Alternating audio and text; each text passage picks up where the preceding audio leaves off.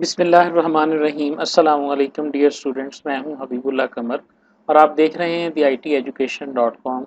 और CS201 के final term के शॉर्ट लेक्चर्स का सिलसिला हमारा जो है वो चल रहा है, जिसके अंदर आज हम बात करेंगे लेक्चर नंबर 26 से ऑनवर्ड की ना।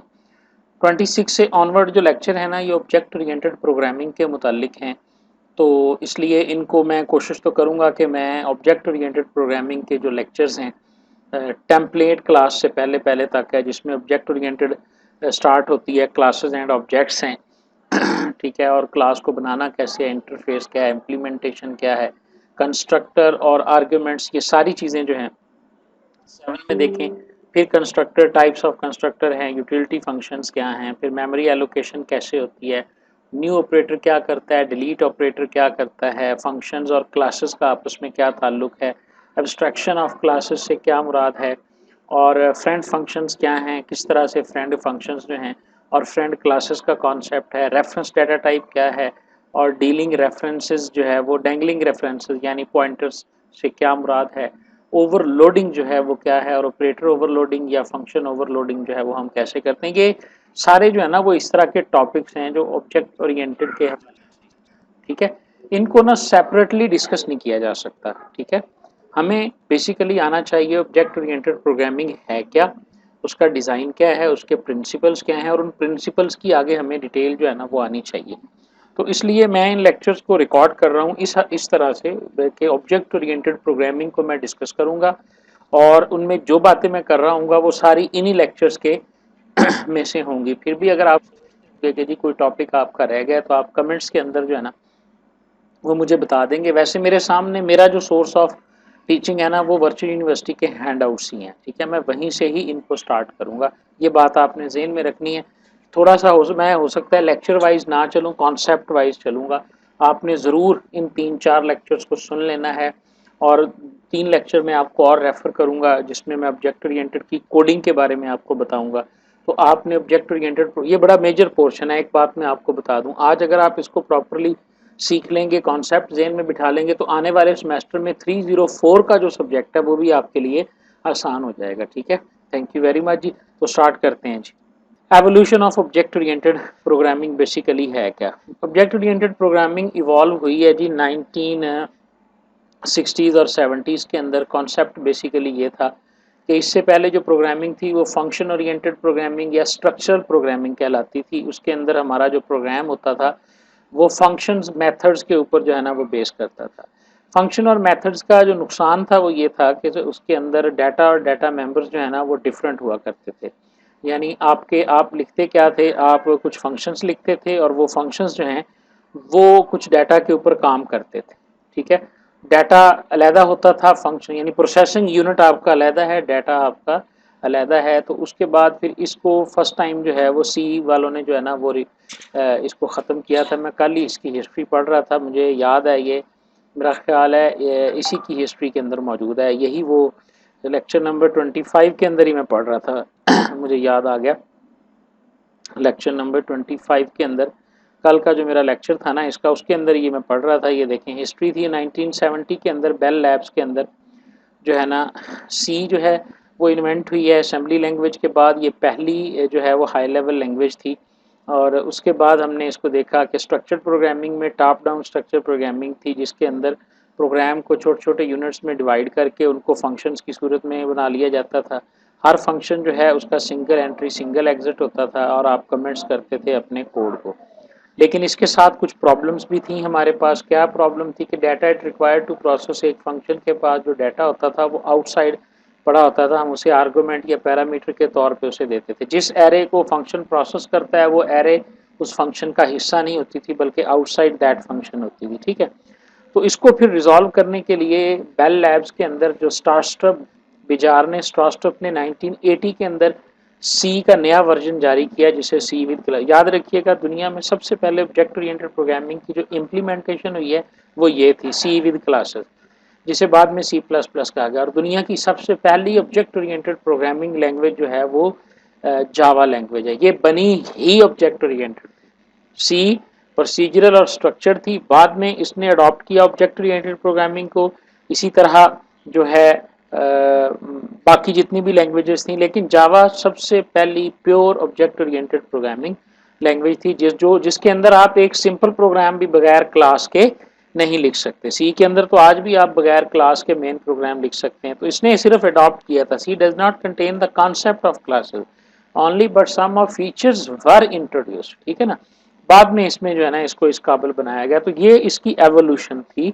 और एवोल्यूशन होने के बाद जो कॉन्सेप्ट इसके अंदर आए, जो प्रिंसिपल हैं इसके, वो ये हैं। सबसे पहला प्रिंसिपल क्या है कि ये ऑर्गेनाइज करती है सॉफ्टवेयर डिजाइन को किसके अराउंड, डाटा और ऑब्जेक्ट्स के अराउंड। ये दो मेन पिलर हैं आपकी डाटा ऑब्जेक्ट ओरिएंटेड के। आपका डाटा होगा rather than function and logic. जो प्रोसीजरल थी उसमें हमारे पास फंक्शन हुआ करते थे और उसके बाद प्रोसेसिंग यूनिट होती थी। अब आपके पास या डाटा है या ऑब्जेक्ट है। ऑब्जेक्ट क्या है आपके पास? Object is defined as a data field that has unique attributes and behaviours. ये लफ्ज भी ज़हन में रख लें। यहाँ पे जो एट्रीब्यूट्स हैं इससे मुराद वो तमाम ऑब्जेक्ट के वेरिएबल्स हैं जिनके अंदर हम डाटा स्टोर करते हैं। बिहेवियर से मुराद वो तमाम मेंबर फंक्शन है। कई नाम है जी इसके।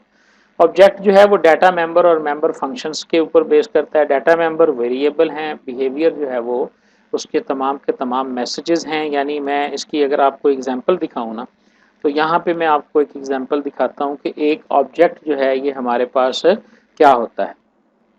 उसके लिए जी हम एक क्लास लिखते हैं। हमने क्लास लिखी स्टूडेंट, ठीक है। और याद रखिएगा ऑब्जेक्ट ओरिएंटेड प्रोग्रामिंग जो है ये रियल वर्ल्ड ऑब्जेक्ट्स के ऊपर काम करती है। ये उन चीज़ों को रेफर करेगी जो हकीकी दुनिया में मौजूद है। स्टूडेंट मौजूद है तो स्टूडेंट के ऊपर ये काम करेगा।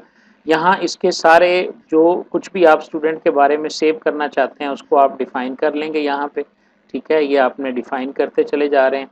ये आपका रोल नंबर डिफाइन हो गया जी। इसी तरह आपने जो है वो करैक्टर स्टैटिक के अंदर इसका जो है वो नेम डिफाइन कर लिया जी। इसी तरह करैक्टर स्टैटिक के अंदर आपने इसका सेमेस्टर जो है डिफाइन कर लिया। ये सारे इसके अंदर हो गए जी, ठीक। दीज आर कॉल्ड डाटा या डाटा मेंबर्स। उसके बाद आप आ जाएं जी, इसके सर्टन बिहेवियर होते हैं, ठीक है। बिहेवियर से मुराद वो तमाम फंक्शंस हैं। एक फंक्शन, एक तो इसी नाम का फंक्शन होगा जिसे हम कंस्ट्रक्टर फंक्शन कहते हैं, ठीक है। कंस्ट्रक्टर जो हैं वो एक से ज़्यादा भी हो सकते हैं आपके, ठीक हो गया। जो भी आप फंक्शन बना रहे हैं वो एक से ज़्यादा भी हो सकते हैं। आप चाहते हैं कि स्टूडेंट जो है उसके ये पैरामीटराइज्ड कंस्ट्रक्टर कहलाते हैं। जो ये हमारा डिफ़ॉल्ट कंस्ट्रक्टर है। अगर ये आप नहीं भी लिखेंगे तब भी आपका जो है ना ये क्लास क्रिएट हो जाएगी। या आपने स्टूडेंट बना दिया, इसमें आपने दो जो हैं वो चीज़ें आर्गूमेंट जो है वो पास कर दी हैं, ठीक हो गया। उसके बाद आपके पास फंक्शन आते हैं जिन्हें हम असेसर फंक्शन कहते हैं। असेसर फंक्शंस हमारे पास क्या होते हैं? ऐसे फंक्शंस होते हैं जिनकी मदद से हम इन प्राइवेट डाटा मेंबर्स को फ्रॉम द आउटसाइड वर्ल्ड जो है वो इनकी वैल्यूज़ को सेट या गेट करते हैं। आपने सेटर और गेटर फंक्शंस के नाम से भी इसको सुना होगा कि सेटर फंक्शंस होते हैं हर ऑब्जेक्ट के, और उसके बाद फिर जो है वो गेटर फंक्शंस होते हैं, ठीक है जी। ये आपके पास आ गए। यहाँ पे आप बनाओगे जी जैसे सेट RNO का नाम लिखोगे, ठीक है। और इसी तरह आप जो है वो गेट RNO भी ज़ाहिरा बनाओगे। जब गेट RNO बनाओगे तो इसका जो है ना रिटर्न टाइप इंटीजर होगी। जब आप सेट RNO बनाओगे तो इसमें एक इंटीजर टाइप का आप वेरिएबल दोगे, ठीक है। ये इसके असेसर फंक्शंस हो गए। इसी तरह इसके अंदर आप प्रिंट यूटिलिटी फंक्शंस बना सकते हैं। ऐसे फंक्शन जो कोई ना कोई फंक्शन परफॉर्म करते हैं। मसलन हम कहते हैं जब हम स्टूडेंट का रिकॉर्ड प्रिंट करना चाहते हैं कि स्टूडेंट के नाम वगैरह क्या है, तो आपके पास एक प्रिंट स्टूडेंट के नाम से जो है ना वो है फंक्शन, ठीक है। अब ये आपके पास एक क्लास डिफाइन हुई है। अब इस क्लास को आपने कोई एक प्रोग्राम लिखा है, आपका इंट मेन है। आप लाइब्रेरी का प्रोग्राम लिख रहे हैं। लाइब्रेरी के अंदर स्टूडेंट ऑब्जेक्ट होता है, बुक्स होती हैं, और हमने सोचना ही ऐसे है कि एक जो एक ऑब्जेक्ट, एक जो प्रोग्राम है उसको फंक्शन के हवाले से, लॉजिक के हवाले से आपने सोचना ही नहीं है। आपने ये सोचना है इसमें रियल वर्ल्ड ऑब्जेक्ट क्या है। एक लाइब्रेरी सिस्टम है तो उसके अंदर जो है वो हमारे पास बुक्स होती हैं। अब यहाँ पर आकर जब आप लिखते हो स्टूडेंट ST1, ठीक है, और फर्ज करें आपकी बुक क्लास है और आप उसका नाम बुक 1 रखते हैं, तो दीज आर कॉल्ड ऑब्जेक्ट्स। अब ये एक ऑब्जेक्ट बन गया है।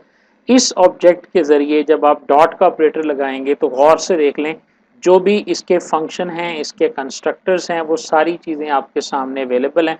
और यहीं से आपको एक चीज़ क्लियर हो रही है, हम एक और फंक्शन के अंदर जाके स्टूडेंट के क्लास के ज़रिए हमने ऑब्जेक्ट बनाया। अगर आप गौर से देखें, यहाँ कोई प्राइवेट चीज़ जो है ना वो आपको नज़र नहीं आ रही, ठीक है ना। इसके डाटा मेंबर्स आपको नज़र आ रहे हैं जो रोल नंबर हैं, जो पब्लिकली आपने डिक्लेयर किया है, जिनको चाहे वो फंक्शन है, कंस्ट्रक्टर है या जो कुछ भी है, वही एक्सेसिबल है। बाकी कोई चीज़ जो है वो आउटसाइड द क्लास आपके लिए एक्सेसिबल नहीं है, ठीक है जी। तो ये हमारे पास है ऑब्जेक्ट्स। बेसिकली जो जो चीज़ हमारे पास है कि ऑब्जेक्ट हमारे पास क्या होता है। ऑब्जेक्ट ओरिएंटेड प्रोग्रामिंग एक न्यू पैराडाइम है, जिसके अंदर हमने सोचना ऐसे है कि हमारा जो भी एप्लीकेशन हम बनाने जा रहे हैं उसमें ऑब्जेक्ट्स कौन कौन से। Core of pure object is to create an object. असल में ऑब्जेक्ट बनाना ये हमारा मकसद होता है। और ये ऑब्जेक्ट कैसे बनेगा, जब तक आप प्रॉपरली क्लासेस डिफाइन नहीं करेंगे उस वक्त तक आप उनके ऑब्जेक्ट्स क्रिएट नहीं कर सकते। ऑब्जेक्ट के बारे में जो डेफिनेशन है वो यही है कि ऑब्जेक्ट जो होता है is an instance of class होता है, ठीक है जी। जब आप एक क्लास का इंस्टेंस क्रिएट करते हैं, इस कोड में देख लें, ये आपकी क्लास है, ठीक है। इससे आप जितने मर्जी ऑब्जेक्ट जो है ना बना लें। क्लास को आमतौर पे टेम्पलेट हम कहते हैं। सच्चा पंजाबी में ना, मैंने जब पढ़ रहा था तो हमारे उस्ताद ने मुझे मिसाल दी थी, वो ये कि जी ईंटें बनाने वाला एक सच्चा होता है ना, दैट इज योर क्लास। अब आप उसमें मटेरियल डालते हो और एक नया ऑब्जेक्ट क्रिएट हो जाता है। तो अब ये आपके पास इसमें सारी डेफिनेशंस हैं कि उसकी लंबाई, चौड़ाई, ऊंचाई, उसके ऊपर क्या प्रिंट हो, क्या ना, सारा कुछ क्लास के अंदर मौजूद है। But classes are used with the help of objects when we create objects. अगर हम क्लास की बात करें तो क्लासेस हमारे पास दो किस्म की होती हैं। When we define a class, इसको आप क्या कह सकते हैं कि ये एक ऑब्जेक्ट का ब्लूप्रिंट है। This doesn't actually define the data, ठीक है, ये काम नहीं करता, लेकिन इससे ही हम आगे जाके बनाते हैं। दो किस्म की क्लासेस होती हैं, एब्स्ट्रैक्ट क्लासेस हैं या कंक्रीट क्लासेस हैं, ठीक है। बहुत ज़्यादा जो यूज़ होती हैं वो कंक्रीट क्लासेस हैं। जो जो डिफरेंस मैंने छोटे छोटे डिफरेंस बनाए हैं, एब्स्ट्रैक्ट क्लास का कभी हम ऑब्जेक्ट नहीं बनाते, ठीक है, पहला फ़र्क तो ये है। और उसको हम सिर्फ और सिर्फ इनहेरिट करने के लिए इस्तेमाल होते हैं, करते हैं। कैन हैव, इसके अंदर जो फंक्शंस हो सकते हैं, जो मेथड हो सकते हैं, वो एब्स्ट्रैक्ट मेथड भी हो सकते हैं और कंक्रीट मेथड्स भी हो सकते हैं। जबकि कंक्रीट क्लासेस क्या होती हैं, और एक चीज़ और भी बता दूं मैं आपको, ये रियल वर्ल्ड एग्जिस्टेंस नहीं होती इनकी। रियल वर्ल्ड एग्जिस्टेंस जो है नॉट फाउंड। मैं आपको मिसाल देता हूँ जी, ठीक है। मिसाल क्या है जी, ह्यूमन की जी। ह्यूमन मुझे बताएं जी, ह्यूमन कोई चीज़ नहीं है, ठीक है। लेकिन जब आप इस ह्यूमन को एम्प्लॉय बना देंगे तो ये रियल वर्ल्ड में एग्जिस्ट करता है, ठीक है। इसी तरह आप आ जाएं जी ट्री के ऊपर। ट्री कोई ट्री नहीं, सॉरी, प्लांट के ऊपर, ठीक है ना। प्लांट कोई चीज़ नहीं है। तो इस तरह ये कुछ कॉन्सेप्चुअल क्लासेस होती हैं, आप इसको कॉन्सेप्चुअल क्लासेस भी कहते हैं। एब्स्ट्रैक्ट क्लासेस जो है ना, ये हम बनाते हैं, इनके अंदर बेसिक प्रॉपर्टीज रख देते हैं और बाद में इनसे इनहेरिट किया जाता है आगे जो क्लासेस होती हैं। एक और एग्जांपल आपको दिखाता हूँ, इन्हीं नोट्स के अंदर मेरा ख्याल है मौजूद है। और कहाँ पे मौजूद है अभी मैं ढूंढ लेता हूँ जी। एब्स्ट्रैक्ट क्लासेस, चलें एब्स्ट्रैक्ट को ही ढूंढते हैं। तो यहाँ पे एग्जांपल जो है ना वो उसकी मौजूद है। मैंने अभी लास्ट टाइम थोड़ा सा कुछ दिन पहले ही पढ़ाई है।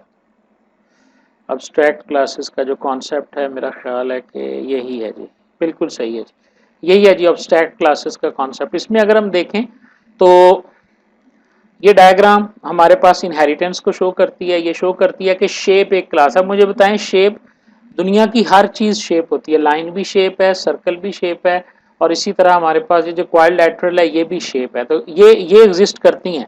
आपसे कोई पूछे ना लाइन क्या होती है, आप लाइन लगा के बता दोगे। आपसे कोई पूछे सर्कल क्या, आप सर्कल बना के दिखा दोगे। ये रियल वर्ल्ड ऑब्जेक्ट हैं। तो एब्स्ट्रैक्ट क्लासेस जो होती हैं is a kind of object होती हैं।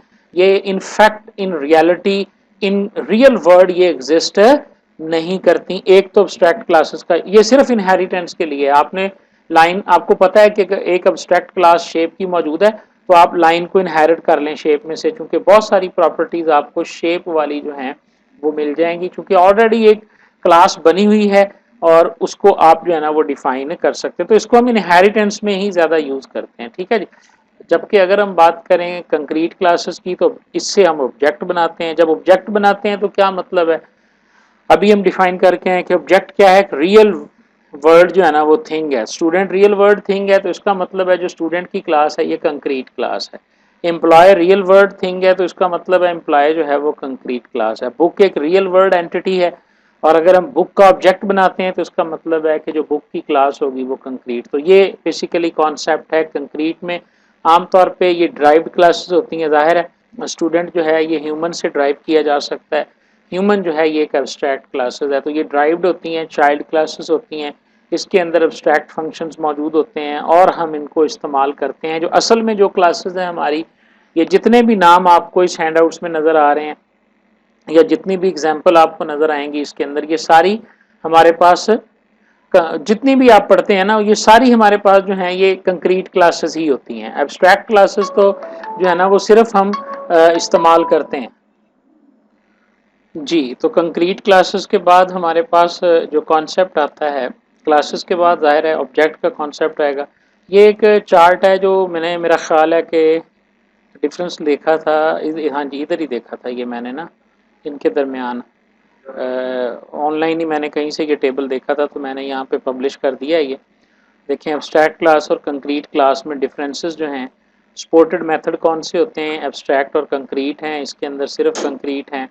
इसकी इंस्टेंस यानी इंस्टेंशिएशन जो है यानी ऑब्जेक्ट बनाना, एब्स्ट्रैक्ट का ऑब्जेक्ट नहीं बनाते, न्यू के ज़रिए कंक्रीट का हम बनाते हैं। एब्स्ट्रैक्ट मेथड जो होते हैं वो इसमें भी मौजूद होते हैं, इसके मेथड कंक्रीट होते हैं। और इसी तरह फाइनल कीवर्ड या जो कुछ भी है ये एक हमारे पास मौजूद है। आपको कंसेप्ट का पता होना चाहिए, एब्स्ट्रैक्ट इनहेरिटेंस में कैसे यूज़ होती है, इसका इंटरफेस से क्या ताल्लुक होता है और ये क्या चीज़ें हैं, ठीक है। उसके बाद आप बात कर लें, आपने जब क्लास बना ली तो असल मकसद क्लास को बनाने का क्या था कि आप उसका ऑब्जेक्ट क्रिएट करेंगे। ऑब्जेक्ट ओरिएंटेड प्रोग्रामिंग, जिस तरह के नाम ही इसका ऑब्जेक्ट के ऊपर बेस करता है।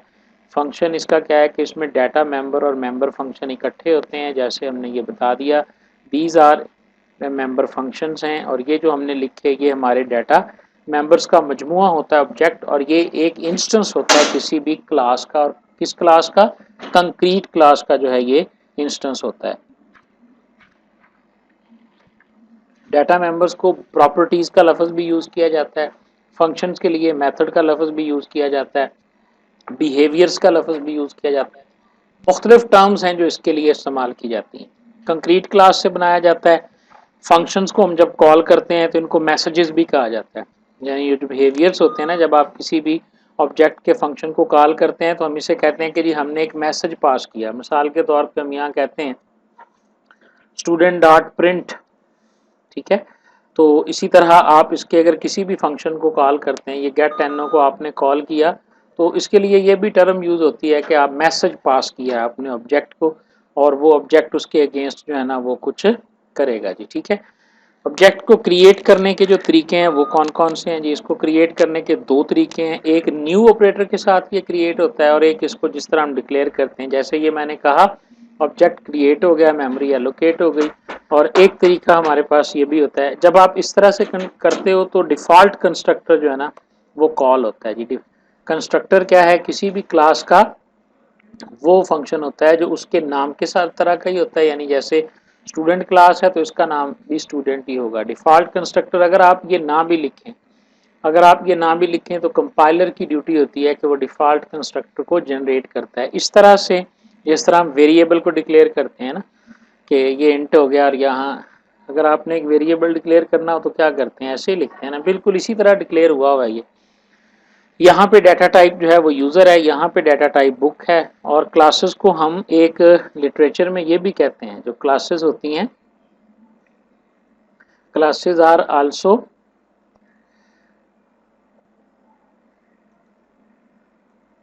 Called user defined data types. User defined data types, basically ये कॉन्सेप्ट सी के अंदर स्ट्रक्चर से आया ना, जिस तरह आप स्ट्रक्चर लिखते थे तो उसके बाद फिर स्ट्रक्चर के अंदर सिर्फ वेरिएबल्स होते थे, स्ट्रक्चर को ही आप क्लास में चेंज कर लें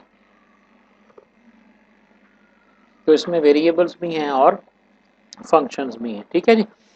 तो न्यू ऑपरेटर के ज़रिए भी आप इसको क्रिएट कर सकते हैं। दूसरा तरीका क्या है, आप लिखें जी book book 2 is equal to new book of, और आगे आपने इसका नाम लिख दिया जी BIT। अब आपने ये एक नंबर 1 इसमें और उसमें क्या फ़र्क है। नंबर 1 तो आपने न्यू वर्ड के ज़रिए से क्रिएट किया है। नंबर 2 क्या है कि ये जो कंस्ट्रक्टर है ये डिफ़ॉल्ट नहीं है। डिफ़ॉल्ट वो होता है जिसमें कोई पैरामीटर पास नहीं होता, जो कि सिंपल ये है, ठीक है। लेकिन इसमें आपने एक BIT पैरामीटर दिया है, तो ये ऐसा कंस्ट्रक्टर है, इसको हम यूज़र डिफाइंड कंस्ट्रक्टर कहते हैं, ठीक है। दो नाम है इसके, एक नाम इसको कहते हैं पैरामीटराइज्ड कंस्ट्रक्टर, चूंकि इसमें हमने पैरामीटर को पास किया है, तो पैरामीटराइज कंस्ट्रक्टर जो है वो यूजर खुद डिफाइन करता है इन क्लासेस, तो तभी आप उनको कॉल कर सकते हैं। तो पैरामीटराइज कंस्ट्रक्टर से अगर आप ऑब्जेक्ट क्रिएट करना चाहते हैं, फिर आपको न्यू के जरिए ही क्रिएट करना पड़ेगा जी। ठीक हो गया, ऑब्जेक्ट की क्रिएशन की भी हमें समझ आ गई। सेटिंग वैल्यू कॉलिंग फंक्शन की एग्जांपल मैंने करके आपको दिखा दिया जी। व्हाट इज एब्स्ट्रैक्शन जी। अब ये प्रिंसिपल शुरू हो गए हैं ऑब्जेक्ट ओरिएंटेड डेटाबेस के। जो बेसिक प्रिंसिपल्स हैं हमारे पास वो कौन कौन से हैं जी, यानी हम अब इसके प्रिंसिपल्स की बात कर रहे हैं। ये कॉन्सेप्ट एंड प्रिंसिपल दोनों की जो है ना वो हम बात कर रहे हैं, ठीक है। तो प्रिंसिपल में जो सबसे पहला प्रिंसिपल है वो एब्स्ट्रैक्शन का है। डाटा एब्स्ट्रैक्शन का क्या मतलब है जी, refers to providing only essential information to outside world and hiding them. इसके दो नाम है जी, एब्स्ट्रैक्शन को इंफॉर्मेशन हाइडिंग भी कहते हैं, ठीक है। ये सबसे मेजर चार बड़े मेरा ख्याल है ऑब्जेक्ट ओरिएंटेड के प्रिंसिपल हैं, जिसमें एब्स्ट्रैक्शन है, इनहेरिटेंस है, पॉलीमॉर्फिज्म है और इनकैप्सुलेशन है। हाँ जी, ये चार बड़े नाम हैं जो जो बड़े बिग प्रिंसिपल्स हैं। इंफॉर्मेशन हाइडिंग क्या है कि क्लास के बाहर उन्हीं चीज़ों की आप एक्सेस दें जो मिनिमम है, यानी जो ज़रूरी नहीं है उसकी उसको पब्लिक डिक्लेयर करें ना, उसको प्राइवेट या प्रोटेक्टेड ही रहने दें, ठीक है। रिप्रेजेंट टू द नीडेड, आपको स्टूडेंट क्लास के अंदर सिर्फ वही फंक्शन पब्लिक रखने चाहिए जो बाहर से कॉल हो सकते हैं। इवन कि आप ये एक्सेस भी ना दें कि कोई बंदा रोल नंबर को डायरेक्ट सेट कर सके, वो एक फंक्शन के ज़रिए तो इसे सेट कर सके या गेट कर सके, डायरेक्टली वो इन मेंबर्स तक ना जाए। यानी इस तरह से डिक्लेयर करना ये ऑब्जेक्ट ओरिएंटेड के प्रिंसिपल्स में से है। आप यहाँ प्राइवेट ना लिखें, यहाँ पब्लिक लिख दें, ठीक है। क्लास डिफाइन हो जाएगी, डिस्कस हो, कोई फर्क नहीं पड़ा इसमें, लेकिन ये वायलेट कर रहा है ऑब्जेक्ट ओरिएंटेड के प्रिंसिपल्स को, ठीक है। ये तो एक्सेस डिफाइनर है ना, कि इसने तो सिर्फ ये बताना है कि आपका ये जो ऑब्जेक्ट जो भी आप इसके बाद डिफाइन कर रहे हैं ये आउटसाइड द क्लास एक्सेसिबल है या नहीं है, पब्लिक कर सकते हैं, प्राइवेट कर सकते हैं या प्रोटेक्टेड इसको कर सकते हैं। तीन हमारे पास होते हैं जी, ठीक है। तो ये प्रिंसिपल्स जो हैं, इनमें सबसे पहला प्रिंसिपल आ गया हमारे पास डाटा एब्स्ट्रैक्शन। और हम इसको अचीव कैसे करते हैं, हम इसको एक्सेस स्पेसिफायर के जरिए जो है वो अचीव करते हैं। कैसे अचीव करते हैं इसको, इसे हम एक्सेस स्पेसिफायर कहते हैं, एक्सेस स्पेसिफायर। और वो कितने हैं, वो तीन हैं। हम पब्लिक बना के, ठीक है, प्राइवेट बना के या प्रोटेक्टेड बना के जो है वो हम डाटा एब्स्ट्रैक्शन और इंफॉर्मेशन हाइडिंग के प्रिंसिपल को अचीव करते हैं। फॉर एग्जांपल ये एग्जांपल आप खुद से पढ़ लीजिएगा, ये डॉक्यूमेंट जो है ये मैं अपनी वेबसाइट पे शेयर कर दूंगा। उसके बाद आ गया जी इनकैप्सुलेशन हमारे पास क्या है। अच्छा, एब्स्ट्रैक्शन, इंफॉर्मेशन हाइडिंग और इनकैप्सुलेशन ये मिलती जुलती चीजें हैं।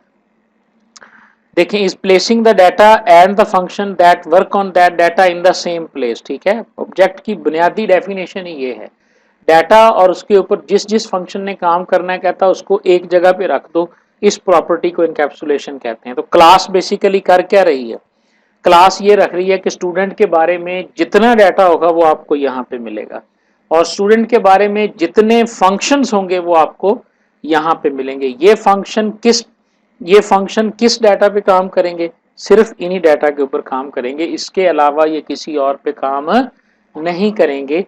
इस प्रिंसिपल को हम इनकैप्सुलेशन कहते हैं।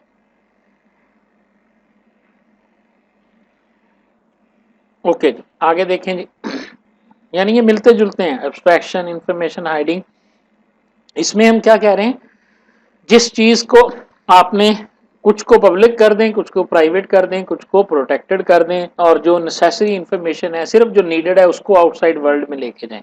इसमें हम क्या कह रहे हैं कि एक एक ऑब्जेक्ट के लिए जितना डाटा और फंक्शंस चाहिए उसको एक जगह बंद करके रखें, यानी क्लासेस की सूरत में रखें। एक क्लास के अंदर वो सारे डाटा मेंबर मौजूद होने चाहिए और वो सारे फंक्शन मौजूद हो जाने, वो उसी के अंदर हों। बाहर से कोई फंक्शन या डाटा मेंबर की उसे ज़रूरत ना पड़े। ये इनकैप्सुलेशन है। ठीक है जी, इनकैप्सुलेशन को हम सर्च करते हैं कि क्या इसके बारे में कुछ और मज़ीद तफसील तो नहीं है, वैसे कभी नज़र से गुजरी तो नहीं है इनकैप्सुलेशन की कोई टाइप्स वगैरह। ठीक है जी, मज़ीद देख लेते हैं जी ये विकीपीडिया पे जाके इनकैप्सुलेशन हमारे पास है क्या। इसके अंदर यही आता है कि इनकैप्सुलेशन, ठीक है, इनहेरिटेंस के अंदर किस तरह से यूज़ होती है। इंफॉर्मेशन हाइडिंग भी इसी के अंदर आता है। अगर आप रिस्ट्रिक्ट करना चाहते हैं तो आप प्राइवेट बनाएंगे, ठीक है, और इसी तरह ये प्राइवेट पब्लिक और यही चीज़ें इसके अंदर मौजूद हैं जी इनकैप्सुलेशन में। ठीक है ना, और कुछ नहीं है, यही बेसिक चीज़ें हैं। गेटर एंड सेटर फंक्शन का कॉन्सेप्ट भी इनकैप्सुलेशन में ही आता है कि हम जो हमारे पास डाटा मेंबर्स हैं किसी भी क्लास के, ये देखेंगे हमारे पास डाटा मेंबर है ना, हम इसको यानी एक तरीका तो यह है कि इनको पब्लिक कर दो। अगर आप इनको पब्लिक करते हो ना तो अब आप देखना, जब मैं st1 लिखता हूँ यहाँ पे st1 डॉट st1 डॉट लिखूंगा तो मुझे ये देखें जी नेम भी एक्सेस हो गया, रोल नंबर भी एक्सेस हो गया और सेमेस्टर भी एक्सेस हो गया। और मैं यहाँ से नेम लिख के और इसकी वैल्यू यहाँ से सेट कर सकता हूँ। समझ आ रही है, ये भी तरीका हो सकता है, लेकिन ये जो है अच्छा तरीका नहीं है। इंफॉर्मेशन हाइडिंग के असूल को ये वायलेट कर रहा है, लिहाजा मुझे इसे इनकैप्सुलेट करना चाहिए और मुझे इसे प्राइवेट बनाना चाहिए। ठीक है, जब मैंने प्राइवेट बना दिया तो इसको सेट कैसे करूँगा, समझ आ रही है ना। अब ये तो आउटसाइड द वर्ल्ड में एक्सेसिबल नहीं है, तो इसके लिए मुझे फिर एसेसर फंक्शन खुद से लिखने पड़ेंगे, सेटर और गेटर। अगर मैं इसको अब सेट करना चाहता हूँ तो मैं इसे इस तरह से डिफाइन कर दूंगा जी, void set R N O है, तो यहाँ से अब मैं इसकी वैल्यू जो है वो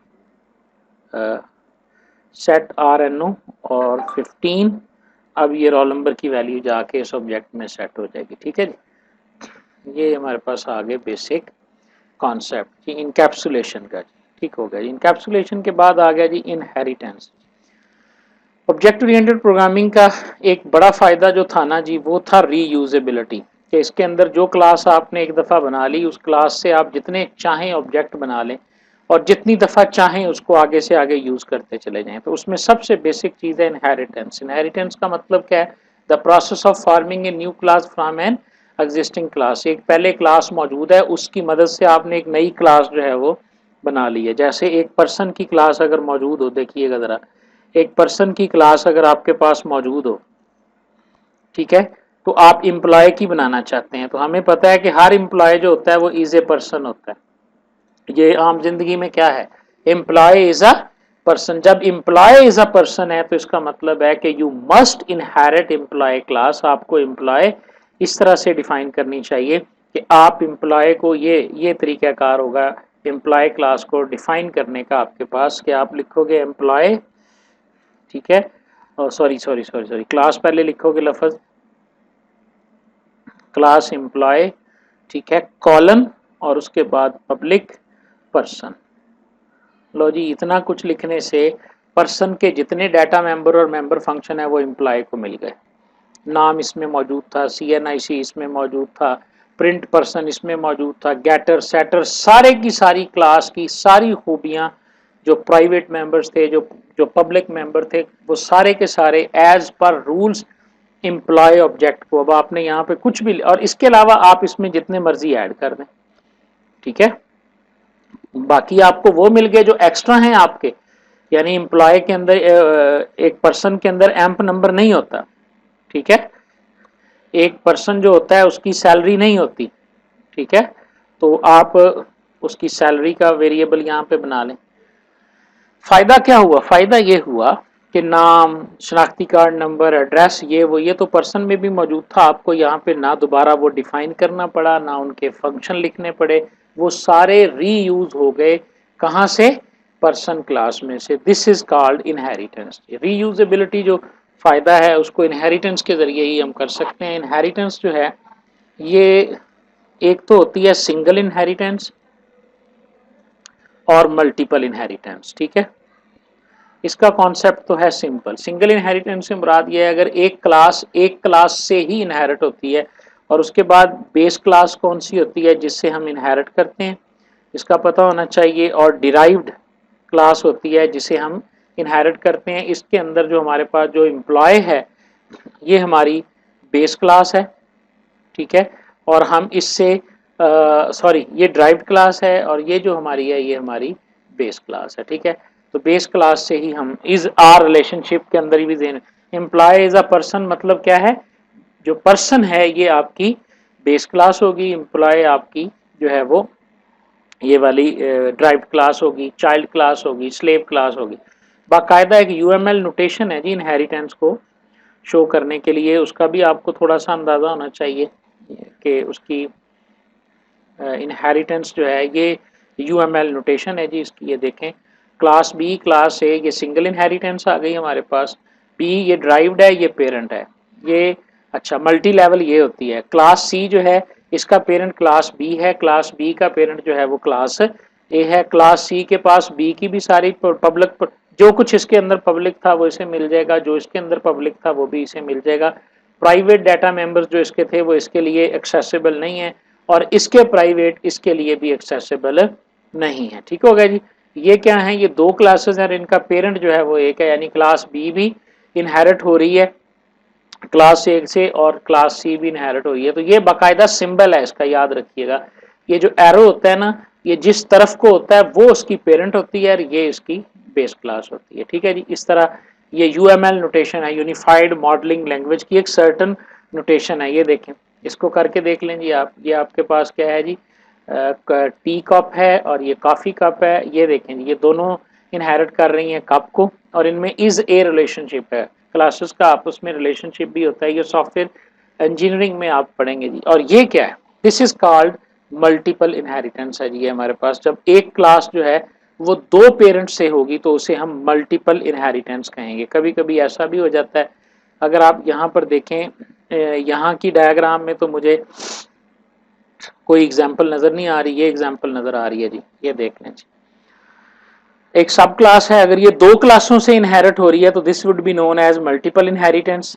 हायरार्किकल इनहेरिटेंस से क्या मुराद है, एक सुपर क्लास है और उसकी आगे कितनी ही सब क्लासेस हैं। सिंगल इनहेरिटेंस के क्या मुराद है, एक ही सुपर क्लास यानी कि बेस क्लास है उसकी एक ही ड्राइव्ड है। ये मल्टी लेवल इनहेरिटेंस है कि जिसमें एक पेरेंट है दूसरी चाइल्ड है फिर वो आगे से इनहेरिट हो रही है, तो ये मल्टी लेवल हो गई, ठीक है जी। और ये हाइब्रिड हो गई। हाइब्रिड से क्या मुराद है कि इसके अंदर जो है ना वो मल्टी लेवल भी मौजूद है और सारी चीज़ें इसके मौजूद हैं और ये मल्टीपल इनहेरिटेंस हो गई। यहीं से आपका कॉन्सेप्ट जो है ना वो क्लियर हो जाता है। इनहेरिटेंस जो होती है ये तीन किस्म की होती है। टाइप्स ऑफ इनहेरिटेंस अब हमारे पास क्या है वो ज़रा देख लें जी। यानी एक तो आपको ये पता होना चाहिए एक इनहेरिटेंस की जो हमारे पास है ना वो टाइप्स होती हैं, वो कौन कौन सी होती हैं जी। एक पब्लिक इनहेरिटेंस होती है जी, ठीक है। अगेन मैं आपको लेके चलता हूँ कहाँ पे भला, हाँ जी हैंड आउट्स में लेके चलता हूँ। मेरा ख्याल है कि यहीं पे थी टाइप्स ऑफ इनहेरिटेंस, ठीक है। Types of inheritance page number 214 जी, 214 पे हम चले गए जी। ये आ गई जी हमारे पास पब्लिक प्रोटेक्टेड और प्राइवेट इनहेरिटेंस, ठीक है।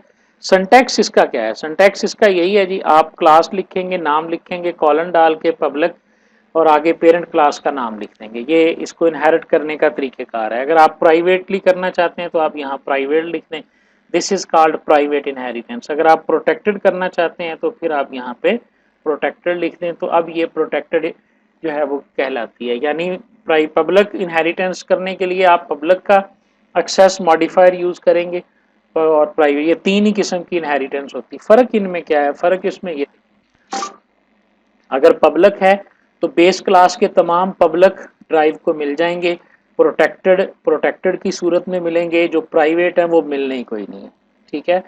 अच्छा अगर आपने प्रोटेक्टेड किया है तो जो पब्लिक थे वो भी एज आ प्रोटेक्टेड मिलेंगे इसे, जो प्रोटेक्टेड हैं वो भी प्रोटेक्टेड के तौर पे मिलेंगे, जो प्राइवेट डाटा मेंबर या मेंबर फंक्शन है वो तो मिलने ही कोई नहीं है, ठीक हो गया जी। अब यहाँ पे आ जाएं, जब आपने प्राइवेट कर लिया तो पब्लिक के भी वाले भी एज अ प्राइवेट मिलेंगे, प्रोटेक्टेड वाले भी एज अ प्राइवेट इसे मिलेंगे, और प्राइवेट वाले तो किसी सूरत में भी उसे नहीं मिलने। तो जो चीज़ हमारे पास आई है वो टेबल ज़रा यहाँ पे देखें, एक और टेबल मेरा ख्याल है यहाँ पे मौजूद था, अगर मैं भूला नहीं हूँ तो। नहीं है जी, वो गुजर गया जी। तो ये हमारे पास क्या लाती, ये है मेरा ख्याल है, कहीं ना कहीं है, मेरी नज़र से गुजरा था इस हैंडआउट्स के अंदर एक टेबल, जिसके अंदर इनहेरिटेंस को ज़्यादा बेहतर तरीके से बताया गया था। बहरहाल इनहेरिटेंस जो है ये हमारे पास कहलाती है सिंगल, मल्टीपल, मल्टी लेवल, ये हो गया, और पब्लिक, प्रोटेक्टेड एंड प्राइवेट हो गया। अब इनहेरिटेंस के अंदर इसके अलावा कोई चीज़ नहीं है, लेकिन जो चीज़ें आती हैं इनकैप्सुलेशन में, इनहेरिटेंस कैसे यूज़ होती है, ओवरलोडिंग में इनहेरिटेंस कैसे यूज़ होती है, ये जब सारे कॉन्सेप्ट आपके पास होंगे तो उस वक्त आ जाएगा। पॉलीमॉर्फिज्म का प्रिंसिपल क्या है, ऑपरेटर आपके पास एक ही है, फंक्शन आपके पास एक ही है, लेकिन वो डिफरेंट तरीके से यूज होता है। मिसाल के तौर पे जो प्लस है, प्लस इंटीजर में और तरह यूज होता है, प्लस जब आप वेक्टर ऑब्जेक्ट पे लगाते हैं तो और तरह यूज होता है, प्लस को जब आप स्ट्रिंग पे लगाते हैं तो और तरह यूज होता है, इसी प्लस को जब आप कॉम्प्लेक्स नंबर पे यूज करते हैं तो और तरह यूज होता है। ऑपरेटर एक है लेकिन बिहेवियर उसके एक से ज्यादा है। दिस इज अबाउट पोली। पोली क्या होता है, एक से ज्यादा। The ability to use an operator or function in a different ways, in other words, giving different meaning or functions to operator or function is called polymorphism। ये मैंने ऑपरेटर की मिसाल दी है कि प्लस जो है वो इतने तरीकों से यूज होता है, समझ आ रही है, लेकिन आप किसी फंक्शन को भी ऐसे कर सकते हैं। मिसाल के तौर पे आपने एक प्रिंट एरे का फंक्शन बनाया है, प्रिंट एरे का, ये प्रिंट एरे का फंक्शन जो है वो इंटीजर एरे को भी प्रिंट करता है, डबल एरे को भी प्रिंट करता है जो डबल टाइप है, ये स्ट्रिंग एरे को भी प्रिंट करता है, और अभी हमने एक स्टूडेंट की क्लास बनाई थी तो ये स्टूडेंट एरे को भी कर सकता है। तो अब आप देखें ऐसा पॉसिबल तो नहीं है, मुश्किल है ना कि एक ही फंक्शन जो है वो सबके लिए काम करे। इस काबिल बनाना ये फंक्शंस को, ये पॉलीमॉर्फिज्म का फीचर है। जो ये इसके पीछे भी जो काम है वो क्या है, जो कॉन्सेप्ट है वो क्या है, वही है रीयूजेबिलिटी वाला ना, कि ये हम रीयूजेबिलिटी को बढ़ाते हैं ऑब्जेक्ट ओरिएंटेड पैराडाइम के अंदर। ठीक है, poly refers to many, this is single function और ऑपरेटर। फंक्शन सिंगल या ऑपरेटर होता है लेकिन डिफरेंट वेज के अंदर जो है वो एक ही वक्त में ये बिहेव कर रहा होता है। This is called polymorph. ये हम अचीव कैसे करते हैं, ये प्रिंसिपल है और ये मेथड है जिसके जरिए हम करते हैं। Method is called overloading. तो हम क्या करेंगे, हम उन फंक्शंस और ऑपरेटर्स की ओवरलोडिंग करेंगे। ठीक है, ओवरलोडिंग दो चीज़ों की होती है, आप ऑपरेटर को ओवरलोड कर सकते हैं या आपने जो फंक्शंस लिखे हुए हैं, जिसे हमने मेंबर फंक्शंस भी कहा, जिसे हमने बिहेवियर्स भी कहा, दिस इज कॉल्ड, यानी अगर आप एक ऑपरेटर को आपने 10 दफ़ा कोड कर दिया तो ये आपके पास कहलाएगा फंक्शन ऑपरेटर ओवरलोडिंग। और अगर आपने एक फंक्शन प्रिंट एरे जो है इसको आपने डबल के लिए भी, एरे के लिए भी, स्टूडेंट के लिए भी कर लिया तो फिर ये आपके पास फंक्शन ओवरलोडिंग कहलाएगी। ओवरलोडिंग का मतलब ही सिंपल ये है कि आप ऑपरेटर को ओवरलोड कर सकते हैं, फंक्शन को ओवरलोड कर सकते हैं। और तीसरी चीज जो ओवरलोडिंग के बारे में आपको पता होनी चाहिए वो ये है कि ओवरलोडिंग ओवरराइडिंग कब बनती है। ठीक है, जब आप इनहेरिटेंस में यूज करते हैं तो उस वक्त ओवरलोडिंग का नाम जो है वो ओवरराइडिंग हो जाता है। यानी इनहेरिटेंस से क्या मुराद है, ओवरराइडिंग का कॉन्सेप्ट मैं आपको दे रहा हूँ। ओवरराइडिंग से मुराद क्या है, अगर हम ओवरराइडिंग की बात करें तो ओवरराइडिंग का मतलब ये है कि डिराइव्ड क्लास में, डिराइव्ड क्लास, ठीक है, overload and base class function. ठीक है जी, बेस क्लास फंक्शन, ये यानी सबसे शॉर्टेस्ट वे में मैं आपको समझा सकता हूँ तो तभी इसकी समझ आएगी। ठीक है ना, ये यानी इससे ज़्यादा सादा मैं नहीं लिख सकता। बेस क्लास में एक फंक्शन मौजूद था, ठीक हो गया, जब आपने इससे ड्राइव किया किसी क्लास को तो जाहिर है ये फंक्शन आपको मिल गया, चाइल्ड क्लास को मिल गया, लेकिन चाइल्ड क्लास इस फंक्शन को थोड़ा डिफरेंट करके यूज करना चाहती है तो वो इसी फंक्शन को दोबारा लिखेगी जिसे हम ओवरलोड करना कहते हैं। जब किसी बेस क्लास के फंक्शन को चाइल्ड क्लास ओवरलोड करेगी तो इस फंक्शनैलिटी को फिर हम ओवरराइडिंग कहेंगे जी। ठीक है, ये इनहेरिटेंस के बाद जो है वो इस्तेमाल में आती है। ये ताल्लुक है ओवरलोडिंग का और ओवरराइडिंग का जी। जी, तो जो ओवरलोडिंग है ना जी, ये कंस्ट्रक्टर की भी हो सकती है और इसी तरह बाकी फंक्शंस की भी हो सकती है। कंस्ट्रक्टर की ओवरलोडिंग मैंने अभी आपको जब मैं डिफाइन कर रहा था ना तो उस वक्त मैंने करके दिखाई, ये देखें ज़रा। ओवरलोडिंग के अंदर फंक्शन का नाम कभी चेंज नहीं होता, लेकिन जो पैरामीटर होते हैं उनकी टाइप और उनकी जो है, यानी ये मैंने लिखा ना, ये तादाद, ये चेंज हो जाती है। मैं स्टूडेंट को CHAR स्टैरिक के साथ भी डिफाइन कर सकता हूँ। ये अब सारे फंक्शन का नाम एक है। ओवरलोडिंग के अंदर फंक्शंस के नाम सेम रहते हैं, ऑपरेटर्स के नाम भी सेम रहते हैं, क्योंकि ऑपरेटर तो हम नहीं ना बढ़ा सकते। ऑपरेटर तो वही है जो C++ में या जावा में होंगे, प्लस माइनस है, इंक्रीमेंट डिक्रीमेंट है। उनको हमने ओवरलोड करना है कि जो काम वो पहले कर रहे हैं उससे ज्यादा काम करेंगे। क्यों करेंगे? क्योंकि देखो जो प्रिमिटिव डाटा टाइप्स हैं, इंटीजर, फ्लोट, उनके लिए तो सी वालों ने बना दिया। अब हमने स्टूडेंट की एक क्लास बनाई है, तो स्टूडेंट के लिए अगर हम चाहते हैं प्लस कुछ डिफरेंट वे में काम करे तो हमें खुद लिखना पड़ेगा उस प्लस को। ठीक है, ये तो मेहरबानी है कि इन्होंने उस प्लस को ओवरलोड करने की हमें फैसिलिटी दी है। अगर हमें प्लस को ओवरलोड करने की फैसिलिटी ना होती तो हम तो नहीं कर सकते। ओवरलोडिंग के अंदर याद रखें, फंक्शन का नाम चेंज नहीं होता, लेकिन जो पैरामीटर होते हैं इनकी तादाद और इनकी टाइप चेंज हो सकती है। ये देखें, कोई पैरामीटर नहीं, इसके अंदर एक पैरामीटर, इसके अंदर एक है लेकिन करेक्टर टाइप का है, और इसके अंदर एक इंटीजर है और एक करेक्टर टाइप का पैरामीटर है। This is called constructor. है ये ओवरलोडिंग, लेकिन किस फंक्शन पे है? ये मैं कंस्ट्रक्टर के फंक्शन के ऊपर ओवरलोडिंग कर रहा हूं। तो ओवरलोडिंग जो है ये कंस्ट्रक्टर की भी हो सकती है। ठीक है, ये मैं आउटलाइन देख रहा था ऑब्जेक्ट ओरिएंटेड की, ताकि यहां से मुझे पता चले कि ओवरलोडिंग कहाँ कहाँ। ऑपरेटर की ओवरलोडिंग हो सकती है जी। ठीक है, और इसी तरह फिर वो असाइनमेंट ऑपरेटर की करके दिखाई है उन्होंने इन तमाम हैंडआउट्स में, चूंकि सारी एग्जांपल्स जो है ना वो मौजूद हैं। ठीक, और उसके बाद आप देखें ओवरलोडिंग जो है वो ऑपरेटर्स की ओवरलोडिंग है। ओवरलोडिंग स्ट्रीम इंसर्शन ऑपरेटर की है। ठीक है, और इसी तरह ये ऑपरेटर ही हैं इसके सामने जितने। ओवरलोडिंग और ओवरराइडिंग में क्या ताल्लुक है, ये वाला आखिरी टॉपिक है ओवरलोडिंग के बारे में। जितना कुछ मैंने यहाँ आपको बता दिया है यही सारा कुछ है। अब आपको सिंटैक्स का थोड़ा बहुत इल्म जो है ना वो होना है। सिंटैक्स के लिए ये एग्जांपल देखें जी, हमारे पास ये हमने एक एग्जांपल बनाई हुई है ओवरलोडिंग की, कि ये नाम बिल्कुल सेम है उसका, लेकिन फंक्शन डबल, और ये उसके अंदर आप जो है ना वो इसे डिफाइन कर सकते हैं। डिफाइन करने का सेम तरीका है हमारे पास।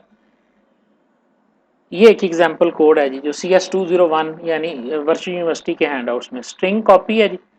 गौर से देखें जरा, स्ट्रिंग कॉपी का एक फंक्शन है।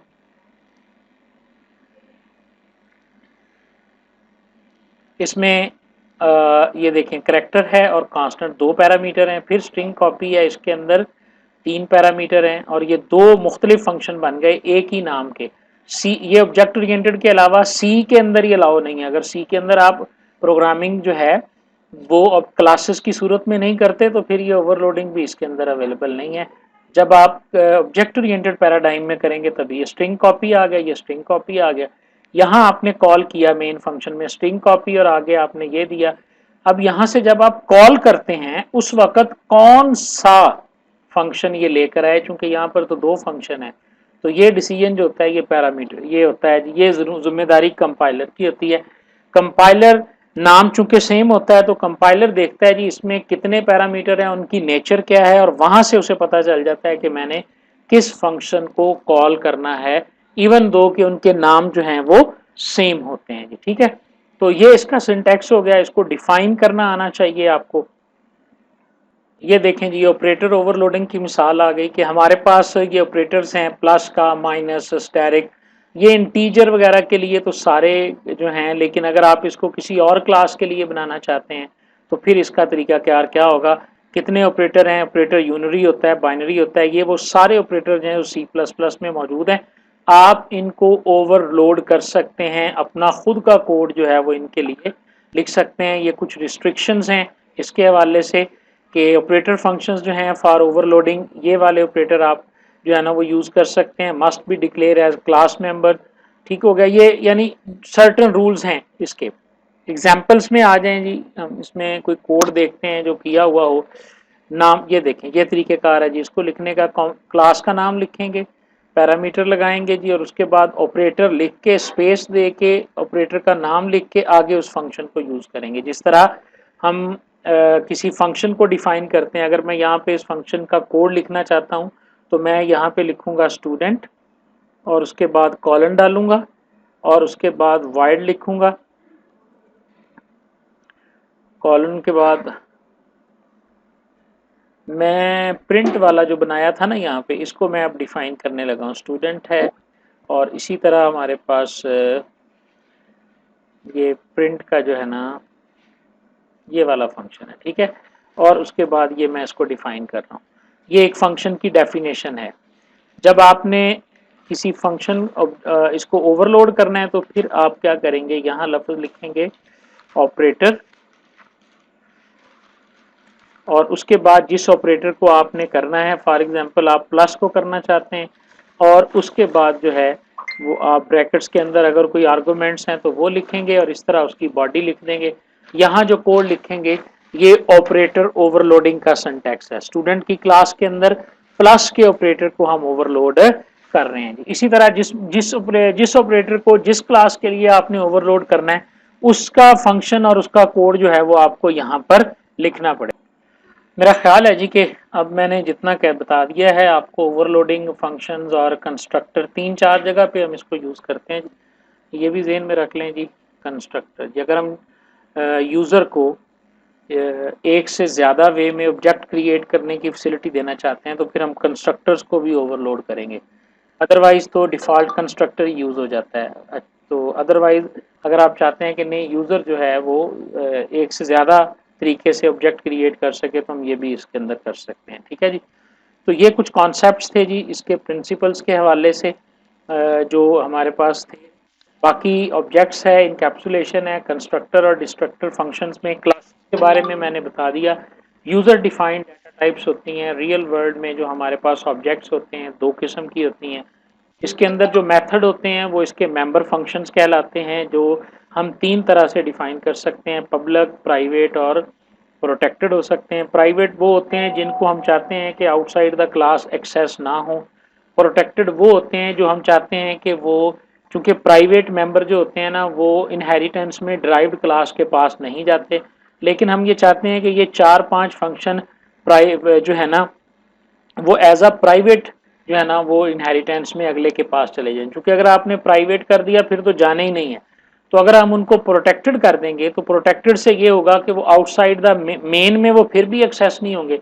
मेन प्रोग्राम में उनको एक्सेस नहीं किया जा सकता, लेकिन ड्राइव्ड क्लास अपने कोड के अंदर जो है वो उसे एक्सेस कर सकती है। यानी इसका कॉन्सेप्ट जो है ना वो मैं आपको देता हूँ।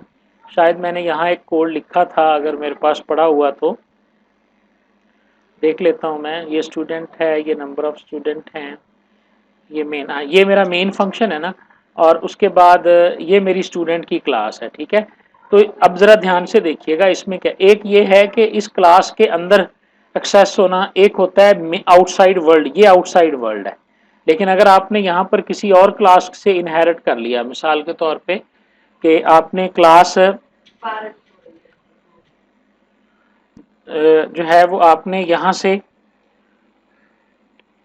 ये देखें ये आपने इनहेरिट कर ली ये क्लास आपकी इनहेरिट होगी।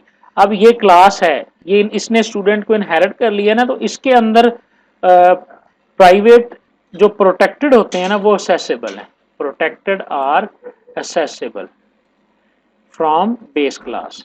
बेस क्लास के प्रोटेक्टेड मेंबर जो हैं वो यहाँ पर असेसेबल होंगे। प्राइवेट तो असेसेबल है ही नहीं, लेकिन ये प्रोटेक्टेड यहाँ पर असेसेबल नहीं होंगे। जब आप इस BS स्टूडेंट का ऑब्जेक्ट बनाएंगे, उस ऑब्जेक्ट के जरिए अगर आप ड्राइव्ड क्लास के फंक्शन को कॉल करेंगे तो वो कॉल नहीं होंगे, लेकिन यहाँ इसके अंदर कॉल हो जाएंगे। इसके अंदर अगर आप बेस क्लास के प्रोटेक्टेड मेंबर्स को कॉल करोगे तो वो कॉल हो जाएंगे।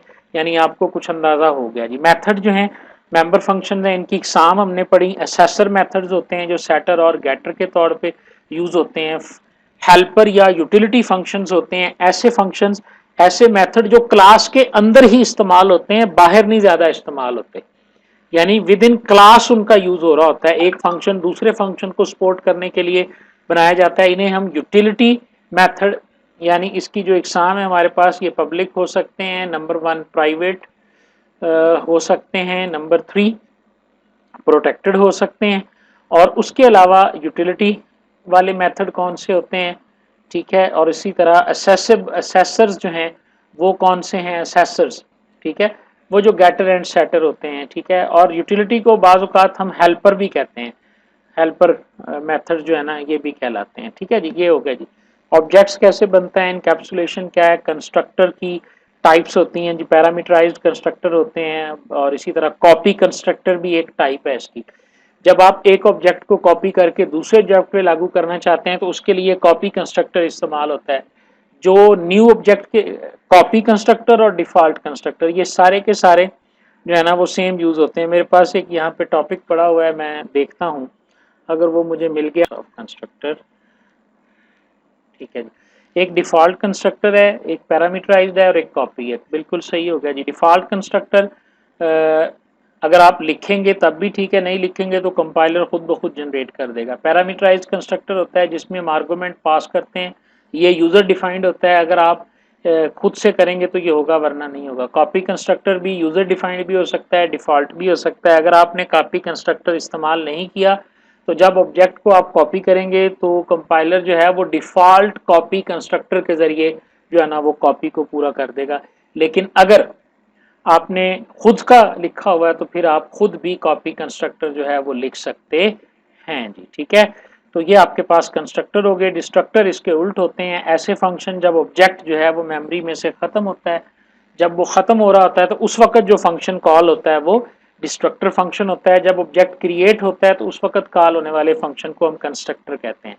ऑपरेटर ओवरलोडिंग और फंक्शन ओवरलोडिंग हमने पढ़ लिया। ओवरलोडिंग के अंदर आपका ऑपरेटर और फंक्शन सेम नेम का रहता है लेकिन नंबर ऑफ पैरामीटर्स या टाइप ऑफ पैरामीटर जो है वो चेंज होती है, तो उससे आप ओवरलोडिंग कर सकते हैं। ओवरलोडिंग को जब आप यूज कर रहे होते हैं इनहेरिटेंस के अंदर बेस और ड्राइव्ड क्लास के अंदर के ड्राइव क्लास जो है वो बेस क्लास के किसी फंक्शन को ओवरलोड करती है तो उस सूरत में फिर हम उसे ओवरराइडिंग कहते हैं। ड्राइव्ड क्लासेस हमारे पास इनहेरिटेंस के बाद आती हैं। इनहेरिटेंस जो है ये हमारे पास तीन किस्म की होती है, पब्लिक, प्राइवेट एंड इसमें सिंगल भी पढ़ ली, मल्टी लेवल भी पढ़ ली और इसी तरह हमने मल्टीपल भी पढ़ ली। और जो थी मेरा ख्याल है सारी किस्म की इनहेरिटेंस हमने अच्छे तरीके से देख ली। पॉलीमॉर्फिज्म क्या है, ये ओवरलोडिंग का प्रिंसिपल है, ओवरलोडिंग तरीकाकार है। पॉलीमॉर्फिज्म जो है ये हमारे पास प्रिंसिपल है जी। ठीक है, ये टॉपिक्स आपने खुद पढ़ लेने हैं जी और वर्चुअल फंक्शंस जो हैं ये भी आपने खुद पढ़ लेने हैं जी। मैं उम्मीद करता हूँ जी कि काफ़ी सारा हेल्प आउट आपको मिला होगा। थैंक यू वेरी मच जी, दुआओं में याद रखिएगा।